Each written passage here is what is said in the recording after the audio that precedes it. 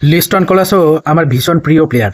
মোহনবাগান দলে দুটো তিনটে যে আমার সব থেকে প্রিয় প্লেয়ার আছেন তাদের মধ্যে একজন হচ্ছেন লিস্টন কোলাসো। কিন্তু আজকে লিস্টন কোলাসের একটু সমালোচনা করব। সমস্যাটা লিস্টন কোলাসের কোথায়? কখনো কখনো তার খেলা দেখে মনে হয় যে ইনি একজন বিদেশি উইঙ্গার, আবার কখনো কখনো ওনার খেলা দেখে মনে হয় উনি একজন ভারতীয় ফুটবলার। কেন?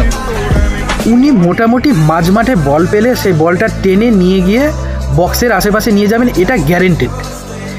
কিন্তু তারপরে যে উনি সঠিক জায়গাতে পাসটা দেবেন বা সেখান থেকে যে সঠিক জায়গাতে অন্তত বক্সের বা বারের কাছাকাছি রাখবেন, সেটার গ্যারেন্টি উনি নিজেও নিতে পারবে না।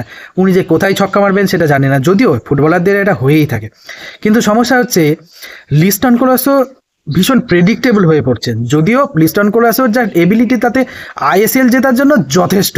আমি মনে করি লিস্টন কোলাসো এই মুহূর্তে ভারতের যত লেফট উইঙ্গার আছে তাদের মধ্যে উনি সেরা। কিন্তু উনি আরও ভালো করতে পারতেন, আরও ভালো করেছেন। গত বছরও দুর্দান্ত খেলেছেন, প্রচুর গোল করেছেন। কিন্তু লিস্টন কোলাসো কখনো কখনো ধরা পড়ে যাচ্ছেন।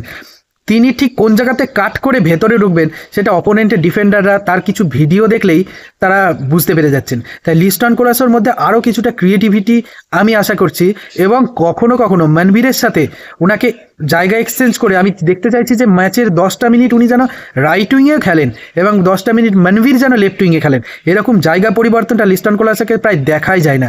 এরকম করলে ফরওয়ার্ড ডিফেন্ডাররাও একটু কনফিউজ হবে, ম্যাচের রেজাল্ট আর একটু ভালো হবে। তাই লিস্টন কোলাসো, তোমার প্রতি আমাদের আশা আর একটু বেশি। ভালো খেলতে হবে এই সিজনে। জয় মোহনবাগান।